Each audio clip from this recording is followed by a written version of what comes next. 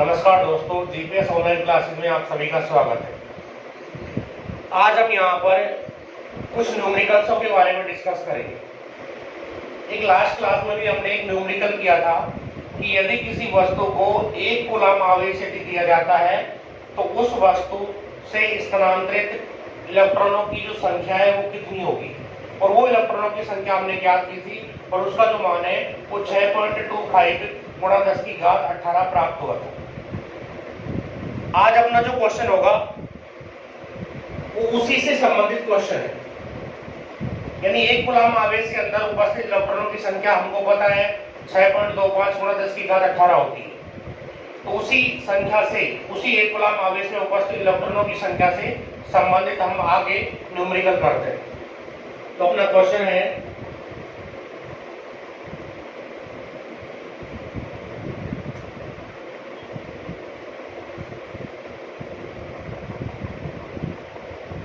आज का अपना क्वेश्चन क्या है,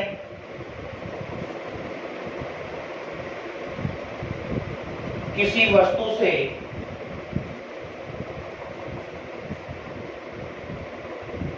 दस की घात 9 प्रति सेकंड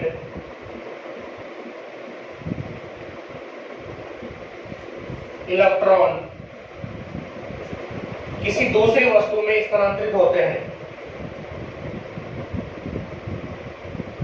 किसी अन्य वस्तु में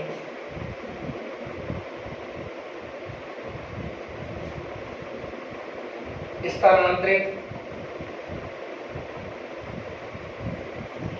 होते हैं, तो 1 कूलम आवेश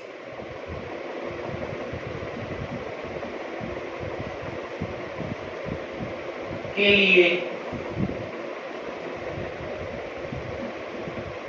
लगने वाला समय ज्ञात कीजिए।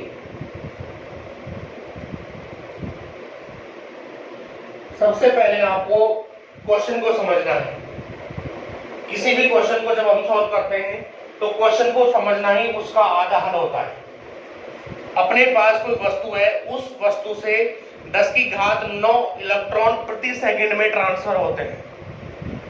तो दूसरी वस्तु को अगर 1 कूलम आवेश देना हो तो 1 कूलम आवेश देने में कितना समय लगेगा, ये अपन को यहाँ पर ज्ञात करना है, यानी यहाँ पर हमको टाइम ज्ञात करना है। इससे पहले की न्यूमेरिकल में हम पढ़ चुके हैं कि अगर किसी वस्तु को 1 कूलम आवेश देना होता है तो उस वस्तु में स्थानांतरित इलेक्ट्रॉनों की जो संख्या होती है वो 6.25 गुणा 10 की घात 18 होती है। तो उस संख्या का यहाँ पर हम डायरेक्ट यूज कर सकते हैं। अगर याद है तो डायरेक्ट यूज करेंगे, अगर याद नहीं है तो पिछले वाले न्यूमेरिकल से पहले उस संख्या का जो मान होगा वो हमको ज्ञात करना पड़ेगा।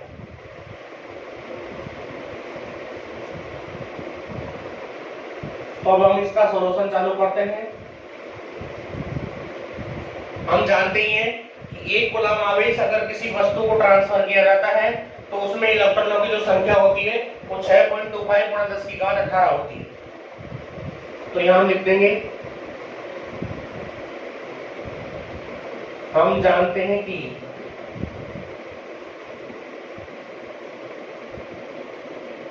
एक कूलम आवेश में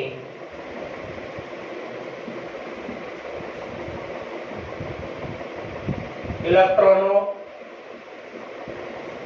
की संख्या कितनी होती है मित्रों, 6.25 गुणा 10 की घात 18, यानी 1 कूलम आवेश के अंदर कितने इलेक्ट्रॉन होते हैं ये हम पहले याद कर चुके हैं। 1 सेकंड में स्थानांतरित इलेक्ट्रॉनों की जो संख्या है वो 10 की घात 9 है। तो यहां पर हमको समय ज्ञात करना है। यहाँ पर हमको क्या ज्ञात करना है, समय ज्ञात करना है कि 1 कूलम आवेश के ट्रांसफर में कितना समय लगेगा। तो अगर 1 सेकंड में स्थानांतरित होने वाले इलेक्ट्रॉनों की संख्या आपको पता है तो उस संख्या का कुल इलेक्ट्रॉनों की संख्या में भाग देकर के समय ज्ञात हम कर सकते हैं। तो आगे क्या लिखेंगे, 1 सेकंड में स्थानांतरित इलेक्ट्रॉनों की संख्या कितनी है, 10⁹ ये मान दिया हुआ है। यानी 1 सेकंड के अंदर कितने इलेक्ट्रॉन दूसरी वस्तु में जा रहे हैं उनकी संख्या दी हुई है 10⁹ है।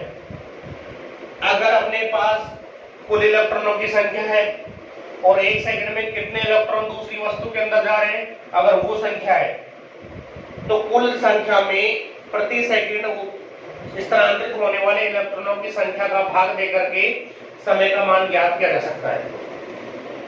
तो समय बराबर किसके आ जाएगा, कुल इलेक्ट्रॉनों की संख्या बटे 1 सेकंड में स्थानांतरित इलेक्ट्रॉनों की संख्या। तो समय का सूत्र हो जाएगा कुल इलेक्ट्रॉनों की संख्या बटे प्रति सेकंड स्थानांतरित इलेक्ट्रॉनों की संख्या या फिर 1 सेकंड में स्थानांतरित इलेक्ट्रॉनों की संख्या। 1 सेकंड में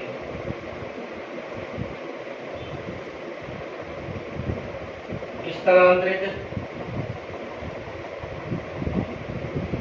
इलेक्ट्रॉन की संख्या। एक कूलम आवेश के अंदर कुल इलेक्ट्रॉनों की संख्या है 6.25 गुणा 10⁹ और 1 सेकंड में जो इलेक्ट्रॉन ट्रांसफर हो रहे हैं उनकी संख्या है 10⁹। तो इस संख्या में इस संख्या का क्या देना है, आपको भाग देना है और भाग देकर के जो भी मान आएगा वो अपना समय आ जाएगा। एक कूलम आवेश को ट्रांसफर करने में लगा समय होगा। तो समय t बराबर किसके हो जाएगा, यहाँ पर कुल इलेक्ट्रॉनों की संख्या कितनी है, ये मान कुल इलेक्ट्रॉनों की संख्या है एक कूलम आवेश के अंदर। 1 सेकंड में कितने इलेक्ट्रॉन जा रहे हैं, 10⁹ जा रहे हैं। तो इन दोनों के मान यहाँ पर हम रख देंगे 6.25 गुणा 10⁻18 बटे 10⁹ 10⁻9 से 10⁻18 में जब 10⁻9 का भाग देंगे तो 10⁻ क्या बचेगी, 9 बच जाएगी शेष। तो 6.25 गुणा 10⁻9 ये मान अपना आ जाएगा और ये मान किस में आएगा, सेकंड में। सेकंड यानी किसी वस्तु को एक कूलम आवेश देने में यहाँ पर कितना समय लगेगा बच्चों, यहाँ पर 6.25 गुणा 10⁻9 सेकंड का समय लगेगा। तो इस तरह से हम इस क्वेश्चन को सॉल्व कर सकते हैं। यहां तक आपको बिल्कुल क्लियर हो गया होगा। इसके बाद में आप इसको नोट कर लेना है, इसके बाद में अगला क्वेश्चन करेंगे।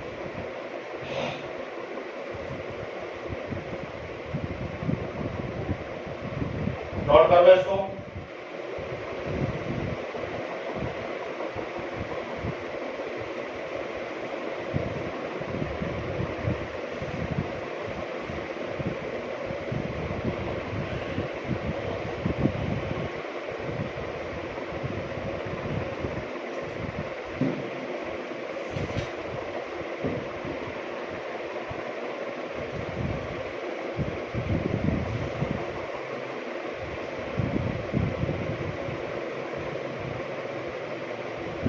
नेक्स्ट क्वेश्चन लिखिए।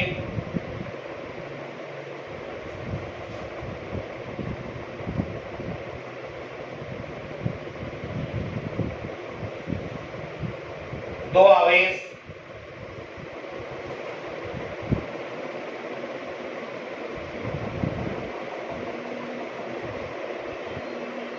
क्रमशः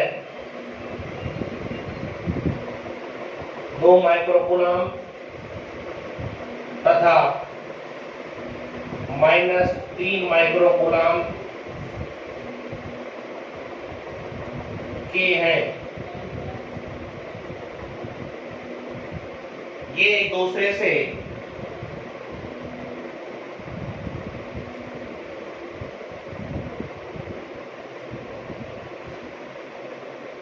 सेंटीमीटर की दूरी पर स्थित है तो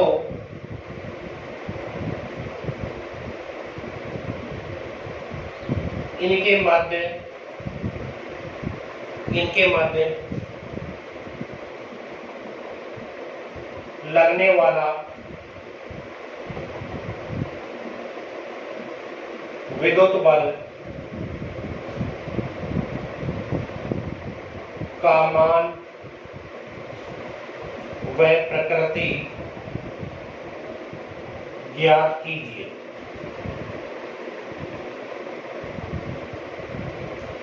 देखो क्वेश्चन की जो लैंग्वेज है वो थोड़ी सी सटीक नहीं है, क्योंकि ये क्वेश्चन अपने मन से ही बनाया। अब इस क्वेश्चन को हमको सॉल्व करना है। अपने पास दो आवेश हैं। पहला आवेश 2 माइक्रोकूलम का है, दूसरा जो आवेश है वो -3 माइक्रोकूलम का है, और ये दोनों आवेश एक दूसरे से 30 सेंटीमीटर की दूरी पर रखे हुए हैं। अब इन दोनों आवेशों के मध्य में लगने वाला जो विद्युत बल है, इस विद्युत बल का पहले तो परिमाण ज्ञात करना है, फिर इस विद्युत बल की प्रकृति ज्ञात करनी है। यानी सबसे पहले उस बल का परिमाण ज्ञात करेंगे और बाद में विद्युत बल की जो प्रकृति होगी वो ज्ञात की जाएगी। विद्युत बल की जो प्रकृति होती है वो 2 प्रकार की होती है। या तो बल कैसा होगा, प्रतिकर्षण का होगा, या बल कैसा होगा बच्चों, आकर्षण का होगा। तो यहाँ पर प्रतिकर्षण बल जब लगता है तो प्रतिकर्षण बल कब लगता है, जब दोनों आवेश सजातीय होते हैं। जब दोनों आवेश सजातीय होते हैं तो बल जो लगता है वो कौन सा लगता है मित्रों, वो प्रतिकर्षण बल लगता है। अगर दोनों आवेश कैसे हैं, अलग अलग जाति के यानी विजातीय हैं, तो बल जो लगेगा वो कौन सा लगेगा, फिर आकर्षण का बल लगेगा। तो यहाँ पर अपने पास 2 आवेश हैं और उन दोनों आवेशों के मध्य की जो दूरी है वो 30 सेंटीमीटर दे रखी है। ये पहला आवेश है और ये यहाँ पर दूसरा आवेश है। इन दोनों आवेशों के बीच का जो गैप है वो 30 सेंटीमीटर का है। ये Q1 आवेश है, Q1 का मान है 2 माइक्रोकूलम, और यहाँ पर ये Q2 आवेश है जिसका मान है -3 माइक्रोकूलम। ये Q1 और Q2 के यहाँ पर मान दे रखे हैं। इनके बीच की जो डिस्टेंस है वो कितनी है, वो 30 सेंटीमीटर है। तो इनके बीच की जो दूरी है वो 30 सेंटीमीटर, ये मान आपको दिया हुआ है। सबसे पहले जब भी हम न्यूमेरिकल्स करते हैं तो न्यूमेरिकल को करने से पहले जो भी वैल्यू दे रखी है उन वैल्यूओं के मान देखते हैं, यानी जो भी वैल्यू दे रखी है उन वैल्यूओं के मात्रक देखते हैं कि उनके मात्रक सब एक इकाई में है, यानी एक ही पद्धति में या फिर अलग अलग पद्धति में। अब यहाँ पर ये वाला जो मान है, दूरी r का जो मान है, ये मान सीजीएस पद्धति के अंतर्गत दिया हुआ है। सेंटीमीटर कौन सी पद्धति होती है मित्रों, सेंटीमीटर सीजीएस पद्धति में आता है। यहाँ पर कूलम दे रखा है, यहाँ पर भी कूलम दे रखा है, यानी ये जो मान है, आवेश के जो मान है, ये एमकेएस पद्धति या फिर एसआई पद्धति में दिए हुए हैं। तो सबसे पहले आपको क्वेश्चन को सॉल्व करने से पहले जो भी वैल्यूज जो दे रखी हैं उन मानों की जो पद्धतियां हैं वो समान करनी है। आवेश के मान कौन सी पद्धति में, एसआई पद्धति में है, और यहाँ पर आर का जो मान है वो कौन सी पद्धति में, सीजीएस पद्धति में है। यानी यहाँ पर ये मान एमकेएस में और ये सीजीएस में। तो सबसे पहले सीजीएस पद्धति को आप एमकेएस पद्धति में बदलोगे। क्या मान दिया है यहाँ पर,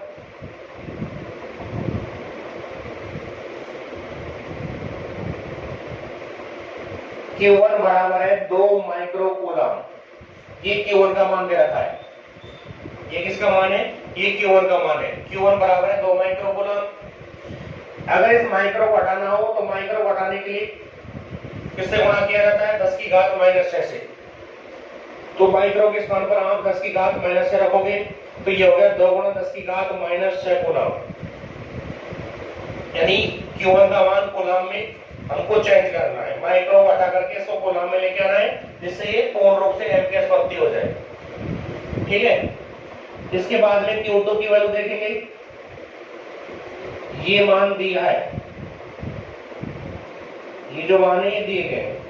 Q2 का मान अगर देखें तो Q2 का मान क्या है मित्रों, यहाँ पर -3 माइक्रोकूलम। यहां से इस माइक्रो को हटाओगे तो क्या आएगा, 10 की घात -6 आ जाएगा। तो 3 × 10 की घात -6 कूलम ये हो जाए।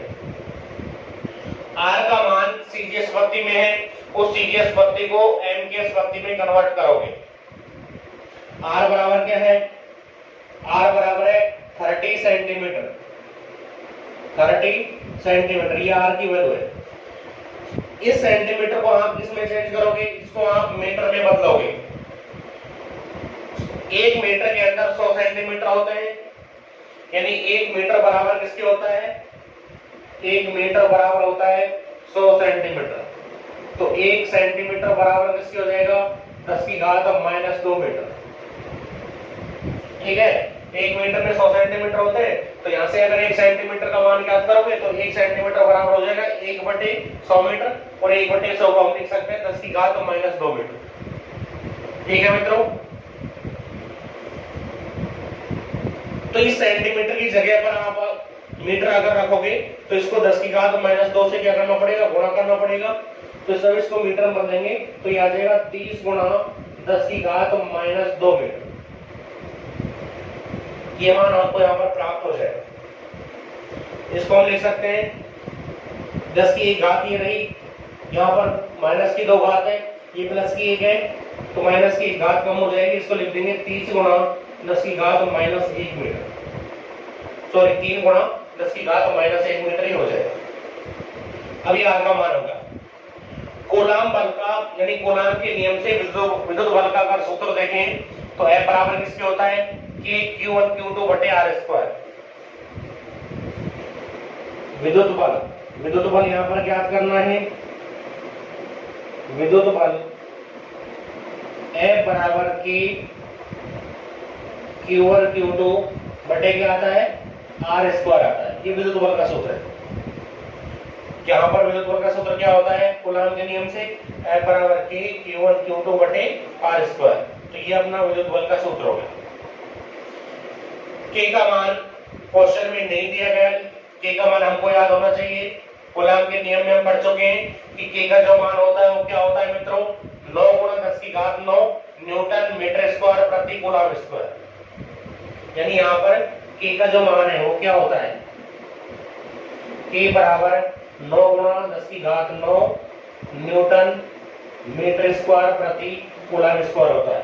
ये हमको याद रखना है, क्योंकि क्वेश्चन के अंदर कहीं पर भी K की वैल्यू नहीं दी गई है। तो K का मान याद होना चाहिए हमको। कूलम का नियम पढ़ चुके हैं, वहां पर जो समानुपाती नियतांक आता है K, उसका मान क्या होता है? 9 गुणा 10 की घात 9 होता है।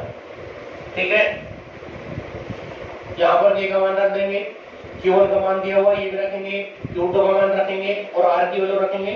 सबको रख करके विद्युत बल F की वैल्यू ज्ञात कर ली जाएगी। तो मान रखिए F बराबर K का मान कितना है? 9 गुणा 10 की घात 9। Q1 का मान कितना है? ये Q1 का मान है 2 गुणा 10 की घात -6। तो 2 गुणा 10 की घात -6 Q1 हो गया। Q2 का मान कितना है? Q2 का मान है -3 गुणा 10 की घात -6 बटे में क्या आ जाएगा? बटे में R का स्क्वायर आएगा। R की वैल्यू ये है, इसका क्या करना है आपको? वर्ग, यानी 3 गुणा 10 की घात -1, इसका क्या करना है? स्क्वायर। अब आगे इसको सॉल्व करेंगे। F बराबर 9 को 2 से गुणा किया, कितना आ गया? 18। ये माइनस का चिन्ह आगे आ जाएगा। 9 को 2 से गुणा किया, फिर 3 से गुणा किया, कितना हो जाएगा? 54 हो जाएगा। या फिर आप इसको वैसे सॉल्व कर लो, ये 3 का वर्ग 9 हो जाएगा, 9 से 9 कट जाएगा।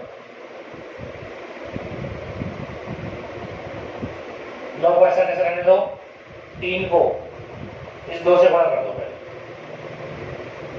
तो 9 गुणा 10 की घात, एक तो है +9, ये प्लस की है, 3 दूनी 6, ये माइनस का चिन्ह हो गया।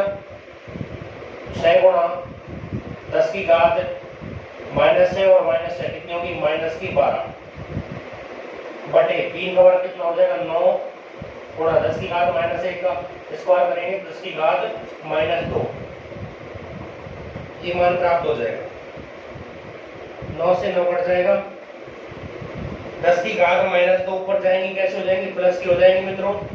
ये घात जब अंश में जाएगी तो कैसी हो जाएगी? प्लस की हो जाएगी। तो इसको प्लस की कर देंगे।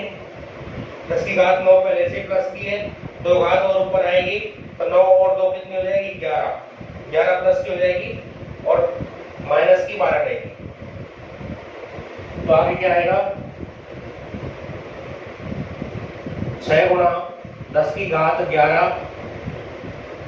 10 की घात 9 गुणा 10 की घात -12 गुणा 10 की घात 2 बटे में कुछ नहीं है, ये मान आएगा।